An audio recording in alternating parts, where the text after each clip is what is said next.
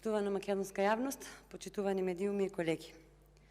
Како што можете да забележите, секогаш кога во овој законодавен дом имаме точка на дневен ред во која треба да се дебатира за судство, за обвинителство, за правда, за ред, неправдата започнува токму од овде и нередот започнува уште на самиот почеток од процедурата која всушност треба да значи зајакнување на правото и правната држава.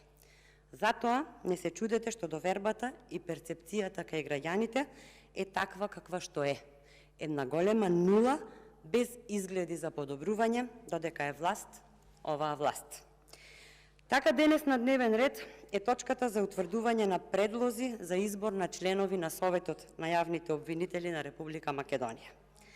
И замислете, кандидатката која денес е тема на дискусија, Кети Петкова, е разрешена од јавен обвинител и тоа заради нестручно и несовесно работење, но посакала да биде член на Советот на јавни обвинители и залутала денес како точка на денешниот дневен ред. Сигурно очекува да веруваме дека од утре ќе почне стручно и совесно да работи. Со ова што го правите, колеги, веќе ни стана сосема јасно дека сте единствени кога треба да ги гласате подобните, затоа што доаѓа денот кога овие што ги гласате денес, утре ќе треба да ви возвратат за денешниот глас и утре ќе треба да ги покриваат криминалите што ги правите денес. Но, мора да ви биде јасно дека утре ќе има ревалоризација на капацитетот на кадриве црпнати од поштабовите и сместени во урнисаниот систем, бидејќи тоа е единствен начин за да ги подобриме состојбите во судството и обвинителството, за кои последната анкета на перцепцијата на јавното мислење ви укажа на фактот дека токму судството и обвинителството се на дното на сите институции. Ако тргнеме од законот кој што ја третира областа за која денес дискутираме, односно законот за Советот за јавните обвинители на Република Македонија, ќе видите дека во член 32, став 2 се вели: седницата на Собранието на Република Македонија, на која се избираат членовите од став 1 на овој член, е итна и се одржува во рок од најмногу 30 дена од денот на изборот за членови на Советот, што се избираат од страна на јавните обвинители. Пријавата од Кети Петкова до Собранието е поднесена на 19.7.2022 година, а ја разгледуваме на 19.7.2023 година, што значи после точно една година. И каде ја гледате итноста овде? Одите спротивно на законот и од таа причина најкоректно е да се ги поништите овие огласи, да се повтори постапката како што си налага законот, да си се запазат роковите, да си предложите соодветни кадри и барем еднаш да ја запазите постапката. Ова, всушност, го побаравме и на самиот почеток, уште при дебатата за Светлана Жупановска, во надеж дека ќе ве освестиме и тоа да беше првиот чекор кон подобрување на овие состојби, па кога еднаш ќе се воспоставеше стабилна, јасна и недвосмислена постапка, тоа ќе беше солиден основ за во иднина да нема вакви манипулации на законите и наместо од 8% да паѓа до вербата на 3%, нештата ќе тргнеа во подобра, нагорна насока, а тоа ви го налага и Европската Унија. Но, како што гледа македонската јавност, од едната страна гласно говорите дека сме се подкачиле на возот кон Европската Унија, а од другата страна свесно ги кршите процедурите кои значат се освен правда и правна држава, а најмалку влез во Европската Унија. Дали Европската Унија ќе ви ги отвори портите со нула достоинство, без интегритет и без независност на јавните обвинители?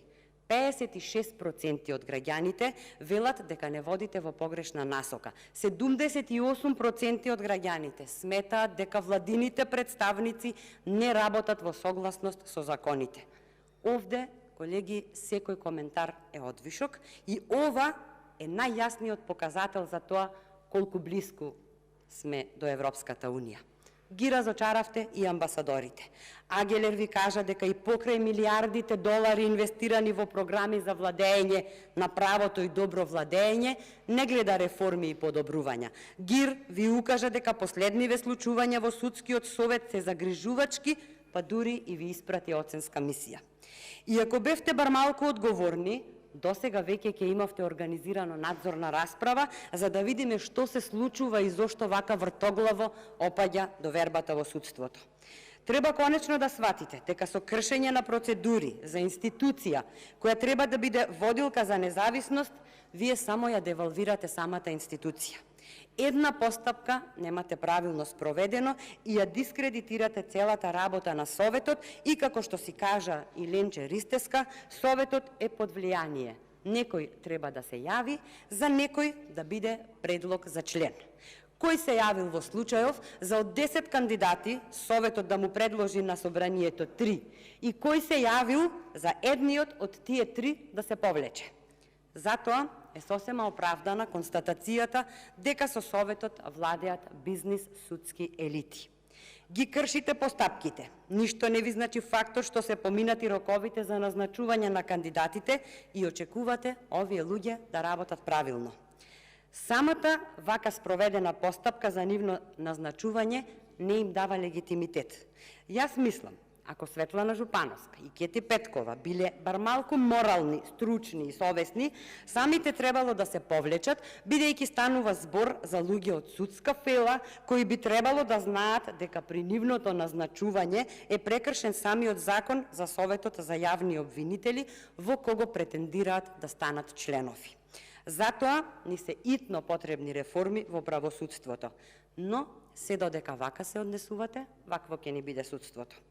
А од нас, како пратеничка група, не очекувајте да ги гласаме овие кандидати, најмногу затоа што не сакаме и не смееме да учествуваме во кршење на процедурите. Овие предлози не се заслужни ни за разгледување, а камоли за гласање, и тоа од две причини. Прво, заради прекршениот закон по кој треба да работат, и второ, заради отсуството на легитимитет на кандидатите. Како очекувате Кети Петкова, која е разрешена од јавен обвинител заради нестручност и несовесност во работењето, да стане член на Советот на јавни обвинители и стручно да ја обавува функцијата? Апсурд. Зар до толку немате способни, покажани и докажани кадри и истакнати правници? Кети Петкова мора и самата да биде свесна дека доколку биде избрана, во секој момент ќе и се заканува опасноста да биде разрешена и од член на Советот на јавни обвинители, затоа што има сериозен законски основ за тоа. Мора да ја прекинете оваа матрица на однесување. Во самата воведна реченица од пријавата за избор на член на Советот на јавните обвинители, Кети Петкова си навела дека ги исполнува условите за избор на член на Советот на јавни обвинители на Република Македонија и кон пријавата во прилог ги поднесла потребните документи со кои ќе се докажело дека ги исполнува условите да биде избрана за член на Советот.